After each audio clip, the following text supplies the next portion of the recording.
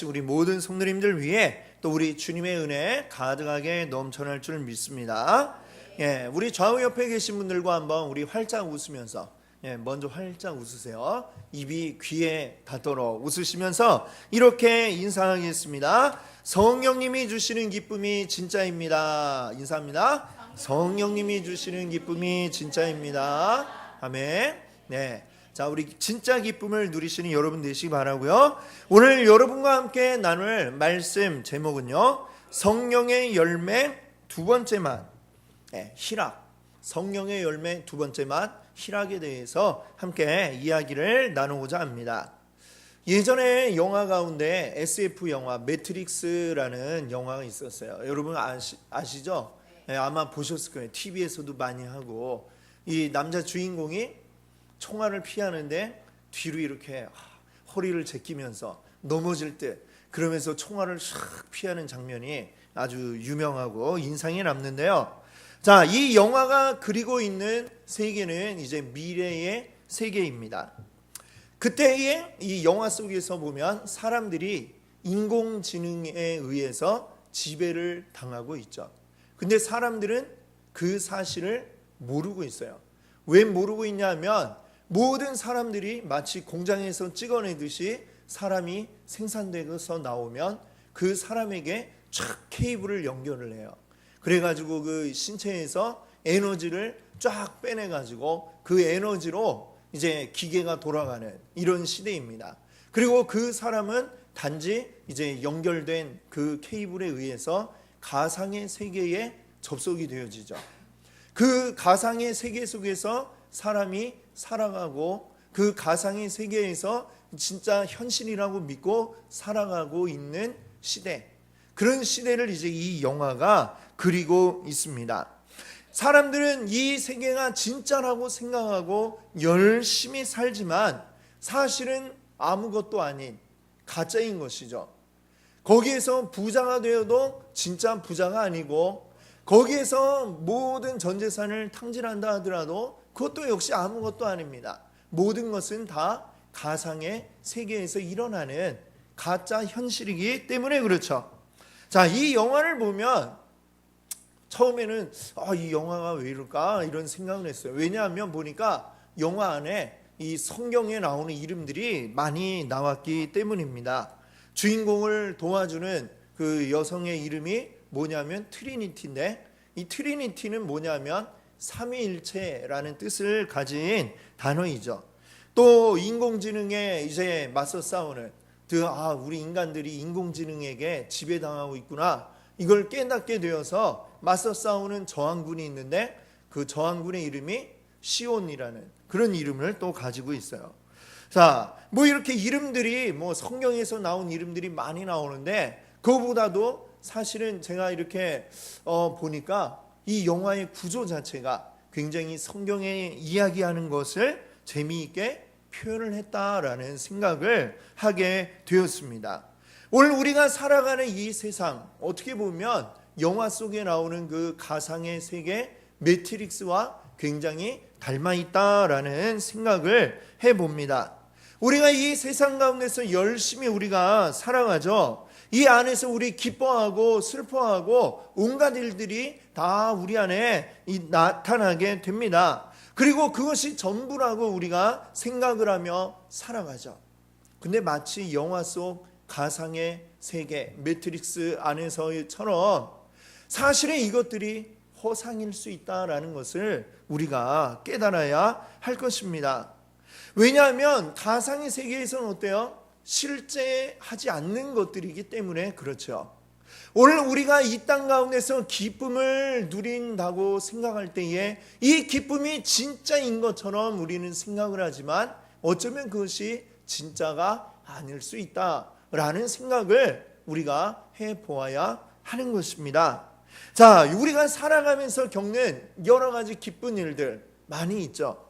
만약에 여러분들이 오늘 교회를 오시다가 우연찮게 길에서 반짝거리는 것을 보고 주었더니 이거 500원짜리였다.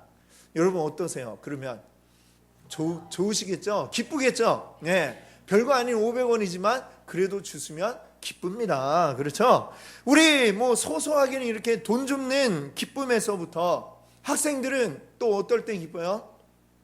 시험 봤는데 찍은 게 다 맞았을 때, 이럴 때 얼마나 기뻐요. 그렇죠? 그래가지고 막 예상치도 않게 시험 성적이 잘 나왔다, 더 기쁘겠죠. 자, 또 취업 준비생들은 취업하면 기쁠 것이고, 직장인들은 직장에서 승진을 하게 되면 또 기쁠 것이고, 월급이 오르면 또 기쁠 것입니다. 집을 가지고 있는 분들은 집값이 올랐다, 엄청나게 기뻐하겠죠.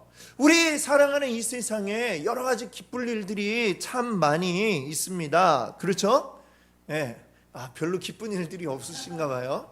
자, 그런데 우리가 이 세상 가운데서 이 기쁨을 얻기 위해 여러 가지 그 기쁜 일들이 생기기를 바라며 살아가고, 어쩌면 그것을 목표로 우리가 살아가고 있는데, 이 기쁜 일에는 약점이 있습니다. 약점이.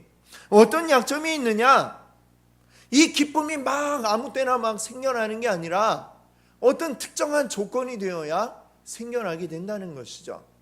아까 말씀드린 것처럼 길 가다가 동전을 줍는다든지, 아니면 시험을 잘 봤든지 승진을 하든지, 뭐 이런 조건이 있을 때에만 꼭 어떤 기쁨이 생겨나게 된다라고 하는 것입니다. 그러다 보니 어떤 특정한 조건이 갖추어지지 않으면 우리는 기쁘지가 않은 것이죠. 이 세상이 주는 기쁨이란 게 그렇습니다. 뭔가가 있어야, 그래야 거기에 대한 기쁨이 생겨나게 되는 것이죠. 예전에 제가 대학에 입학한 지 얼마 안 되는 이제 아주 푸릇푸릇한 그런 신입생이었을 때, 그런 때가 있었습니다.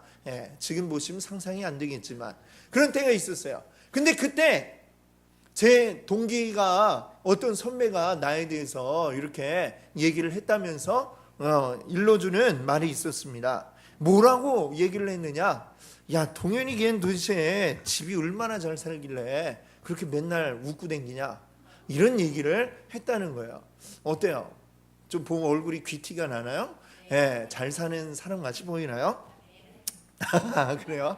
근데 뭐 사실 제가 부자도 아니었는데, 부잣집이 아니었어요, 우리 집이. 아시지만, 자, 지금도 역시 부자가 아니에요. 딸만 둘이다 보니까 부녀는 되는데 부자가 안 돼요. 자, 어쨌거나 세상 사람들이 생각하는 기쁜 일이란, 웃을 일이란 뭐예요? 어떤 특정한 조건들이 갖추어져야 기뻐할 것이다 라고 생각을 하는 거죠. 그러니까 나를 보니까 맨날 웃고 있으니까, 그러니까 와, 쟤네 집은 굉장히 잘 사나 보다, 아마 이런 생각을 했겠지요. 이 세상이 줄 수 있는 기쁨이라고 하는 것들은 그런 어떤 조건들, 집이 부자든지 잘 살든지 여러 가지 좋은 일들이 많이 있어야만 웃을 것이다, 기쁠 것이다 라고 생각하는 게, 그것은 이 세상의 지극히 당연한 생각일 수밖에 없습니다. 세상은 그렇게 여기고 있기 때문이죠. 자, 거기다가 또 이 기쁨이 가지고 있는, 이 세상이 주는 기쁨이 가지고 있는 약점은 뭐냐 하면 유효기간이 매우 짧다라고 하는 것이죠. 여러분, 기쁨을 얻기 위해서는 굉장히 오랜 시간 동안, 그리고 많은 노력을 기울여서 공을 들여야 겨우 그 어떤 하나의 기쁨을 얻게 됩니다.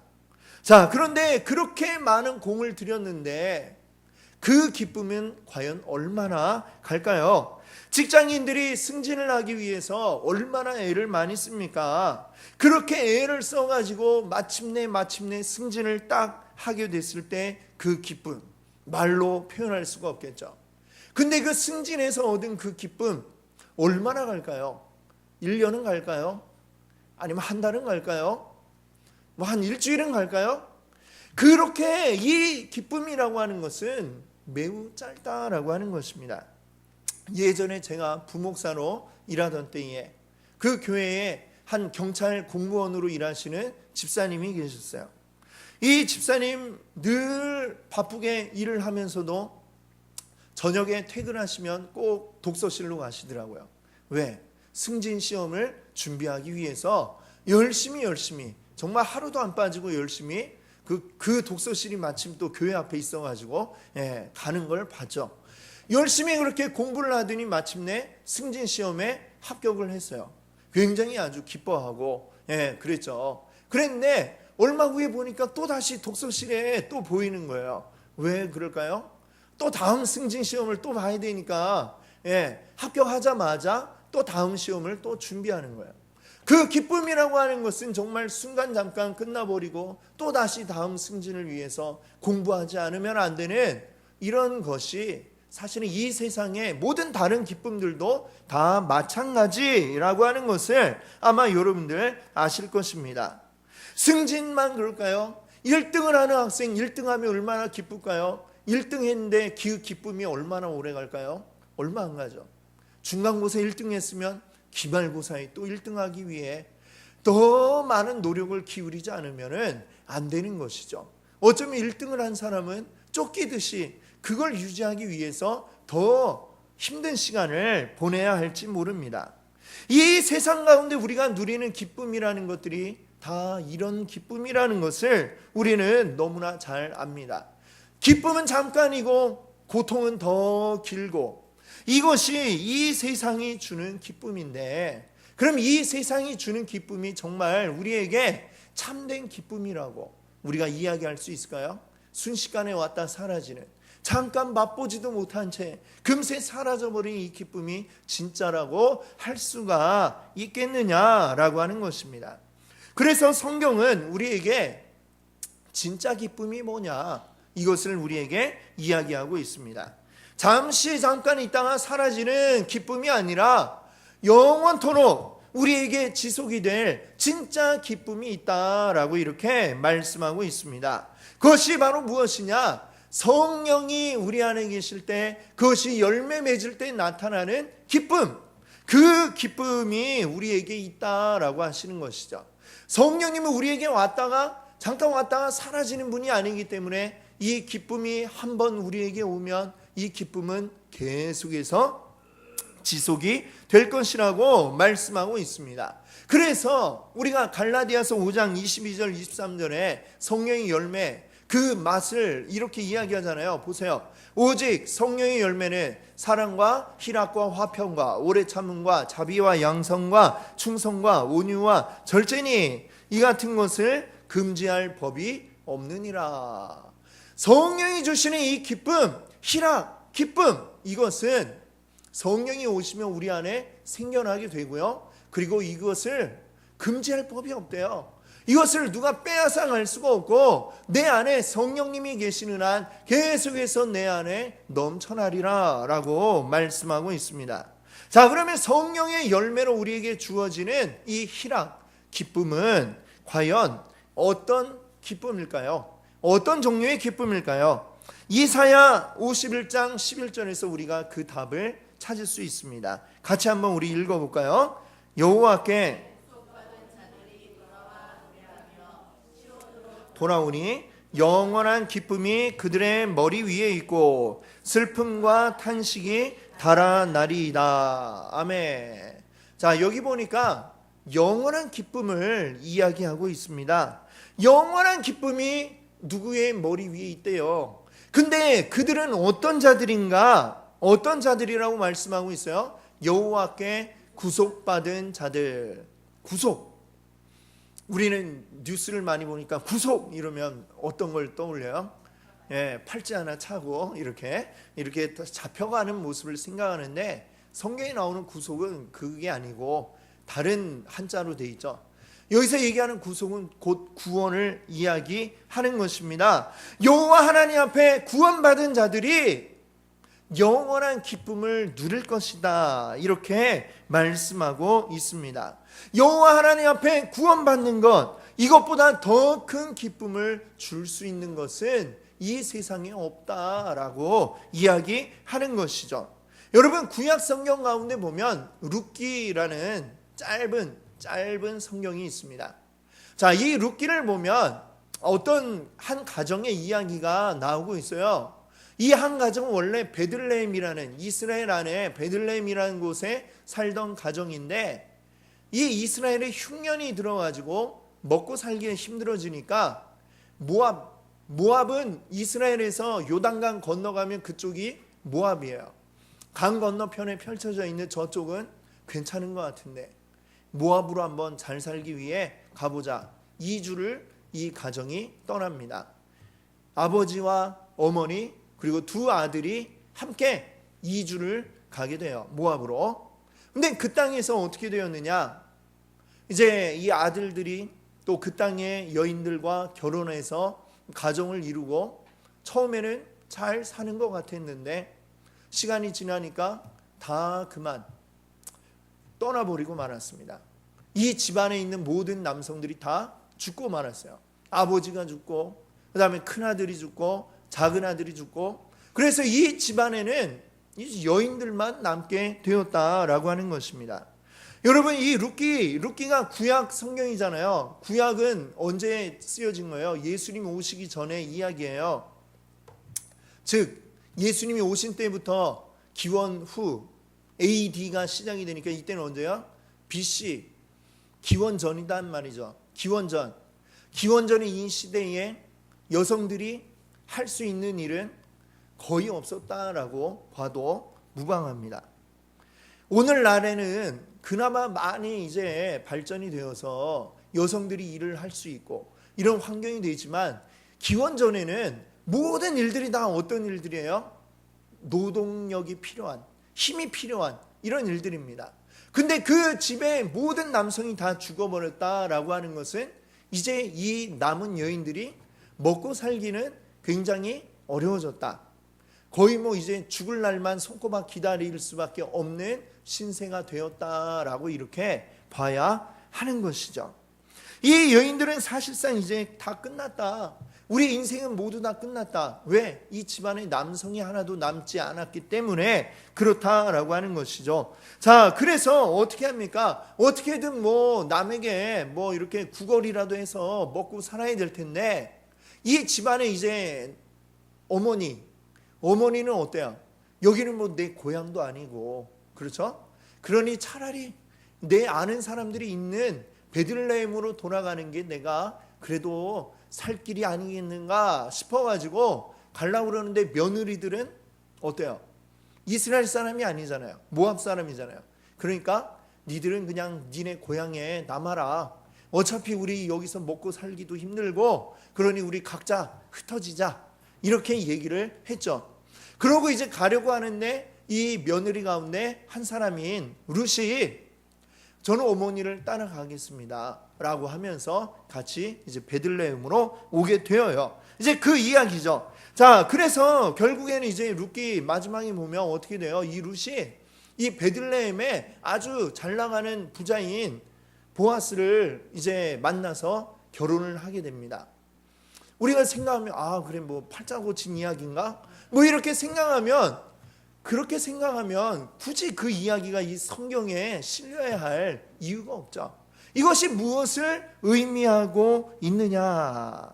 이것이 무엇을 의미하고 있느냐를 우리가 알아야 됩니다. 룻기 1장 20절에 보면 나오미가 베들레헴으로 돌아왔을 때에 이런 이야기를 해요. 같이 한번 볼까요? 나오미가 그들에게 이르되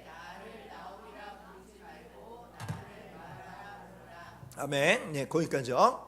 자, 사람들이 이제 멀리 이민을 갔던 요즘으로 치면 이민 간 거죠. 모압으로 이민 갔더니 돌아온 나오미를 보고 아이고 이게 누구야? 이게 나오미 아니야?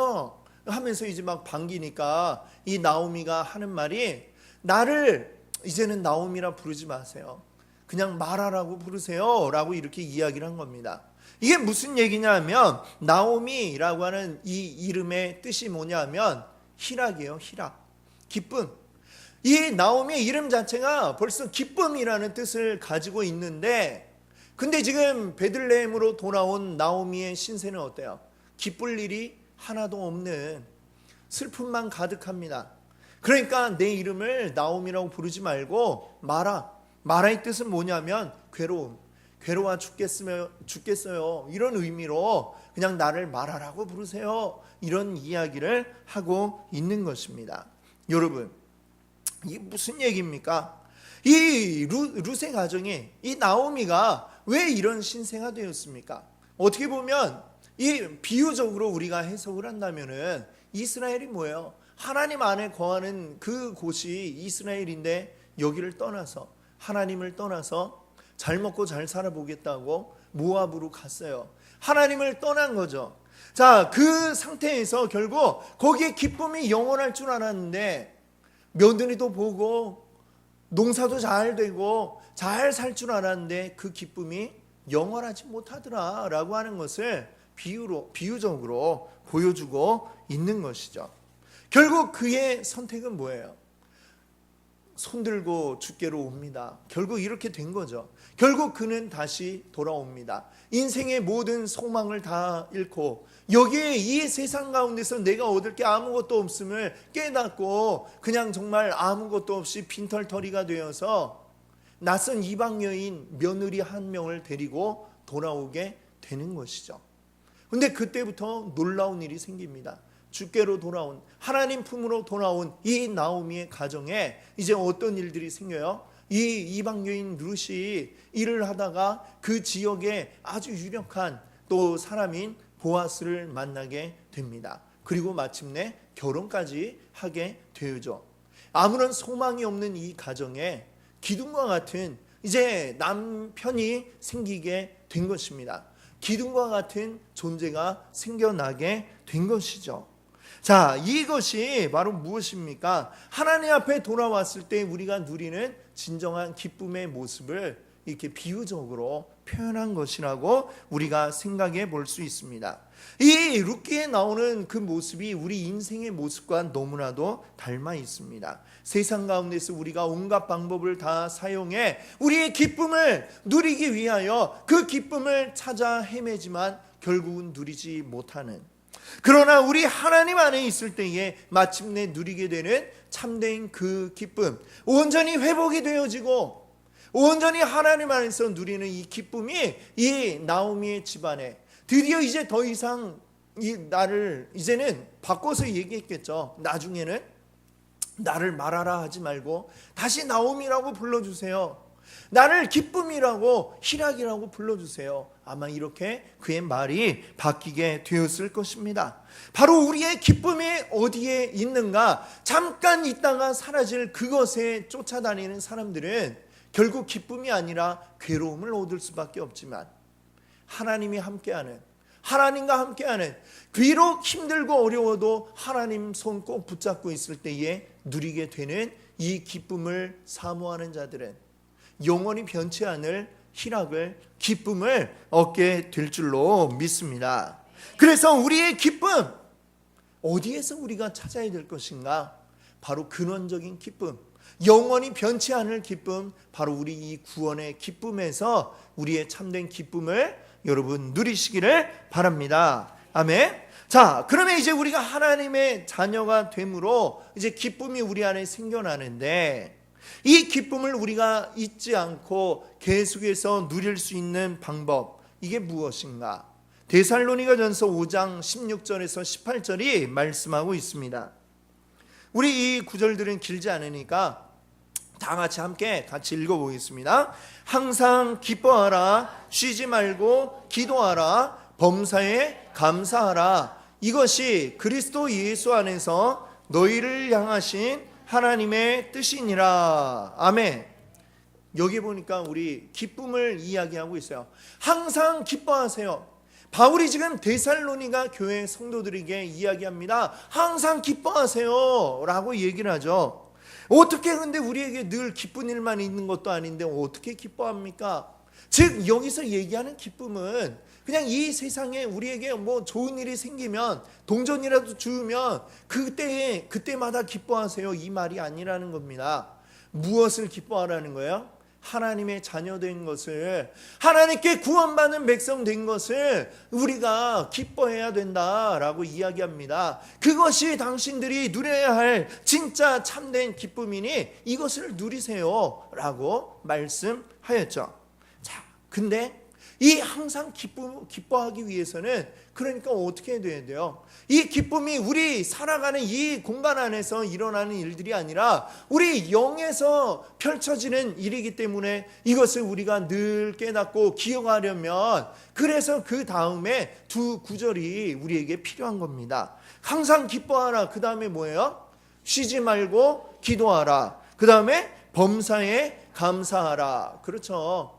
이것들이 우리 가운데 있어야 한다라는 것입니다. 먼저 쉬지 말고 기도하라라고 그랬어요. 기도는 무엇입니까? 우리가 하나님과 대화하는 것이죠. 대화를 나누는 거예요. 하나님과 대화를 나눌 때 우리가 어떤 사람과 여행을 가면 많이 가까워진다고 그럽니다. 낯선 사람들도 같이 여행을 가면 가까워지죠. 그 이유가 뭐예요? 여행을 가면서 이야기를 많이 할 수 있게 되죠. 이야기할 기회가 많이 생겨나요. 그래서 가까워지는 거죠. 하나님하고도 가까워지려면 어떻게 해야 돼요? 얘기를 많이 해야 돼요. 나도 하나님 앞에 얘기하고 하나님 얘기하시는 것도 내가 듣고 이 대화가 많이 이루어질 때 우리는 하나님과 가까워질 수가 있습니다. 하나님 앞에 기도할 때에 우리는 하나님을 더 잘 알 수 있고 하나님께서 우리에게 베풀으신 은혜도 우리가 더 잘 알 수가 있는 것입니다. 기도하지 않으면 어때요? 말하지 않으면 알아요? 말하지 않아도 아는 거는 오리온 초코파이밖에 없어요. 그렇죠? 우리가 알 수 있는 것은 기도하고 대화를 나누어야, 말해야, 그래야 우리 하나님의 은혜를 더 잘 알 수 있는 줄 믿습니다. 그것을 우리가 깨닫기 위해서, 그래서 기쁨을 계속해서 만들어내기 위해서 우리는 기도하지 않으면 안 된다고 하는 것입니다. 그 다음에 범사에 감사하라라고 그랬어요. 범사에 감사. 어떻게 우리가 감사할 수 있습니까? 내가 어떤 존재인지를 알면, 하나님이 누구시고 내가 누군지를 알면 그 다음에는 우리는 당연히 감사할 수밖에 없는 것입니다. 원래 죄인이었던 우리를, 죄인으로 죄값을 받을 수밖에 없는 우리를 의인으로 만들어주신 하나님, 원수와 같은 우리들을 자녀로 받아주신 하나님, 그 은혜를 알면 우리가 어떻게 감사하지 않을 수가 있겠습니까? 나의 바뀌어진 이 신분을 알고 나면 우리는 감사하지 않을 수 없다라는 것입니다. 나의 모든 것을 받아주신 우리 하나님 앞에 이 감사함을 우리가 드린다면, 기도하고 그래서 나의 모습을 깨닫고 그래서 그것들에 감사하면 계속해서 우리는 기뻐할 수 있다라고 하는 것입니다. 이 세상을 바라볼 때, 세상 가운데 나에게 닥치는 일들을 생각할 때에 기뻐할 일이 하나도 없고 즐거워할 일이 생기지 않는다고 생각하겠지만, 그러나 그것은 잠시 잠깐이고 더 큰 기쁨이 우리에게 이미 존재한다는 것을 우리가 깨달을 수 있기를 바랍니다. 여러분이 지금 처해 있는 상황들은 어떻습니까? 별로 기쁠 일이 없고 즐거울 일이 없고 한숨만 나온다, 이런 상황인지도 모르겠습니다. 우리 형편으로 본다면 그럴지도 모르겠습니다. 그러나 우리가 기억해야 할 것은, 우리 모든 형편을 다 아시는 하나님, 그리고 그 모든 것을 움직이고 계시는 하나님이 우리의 아버지라고 하는 사실을 우리가 기억할 수 있기를 바랍니다. 그 아버지가 우리에게 손 내밀어 주셨고 우리를 자녀로 삼아 주셨고 우리는 아버지의 자녀가 되었습니다. 이 관계는 영원히 바뀌지 않고 하나님으로부터 우리는 끊어지지 않을 것이라고 말씀하고 계십니다. 우리 자녀가 학교에 가서 만약에 사고를 쳤다고 해서 그 아이가 집에 돌아왔는데 넌 이제부터 내 자녀가 아니다, 이렇게 내칠 부모가 있습니까? 없겠죠. 그렇죠? 하나님 역시 마찬가지입니다. 우리가 뭐 조그만 일을 하나 잘못하면 이제 나는 구원받지 못한 지옥에 가나 보다, 이렇게 두려워 벌벌 떠는 신세가 아니라 하나님이 이미 우리를 자녀라고 선포해 주셨습니다. 내가 무엇을 하느냐에 달려있는 게 아니라 이미 하나님께서 우리를 자녀로 받아들여 주셨어요. 내가 뭘 함에 의해서 하나님의 자녀가 되는 게 아니고요, 하나님의 선포에 의해서 우리는 자녀가 되었습니다. 이제는 우리는 그 기쁨을 누릴 수 있기를 바랍니다. 하나님의 자녀된 이 기쁨, 어느 것도 비교할 수 없는 이 큰 기쁨, 우리 안에 가득하게 넘쳐나기를 바랍니다. 성령님이 우리에게 날마다 이것을 깨닫게 해주시니 우리 안에 기쁨이 넘쳐날 줄 믿습니다. 우리 또 한 주간 동안 기쁨으로 살아가시는 우리 모든 성도님들 되시기 바랍니다. 예.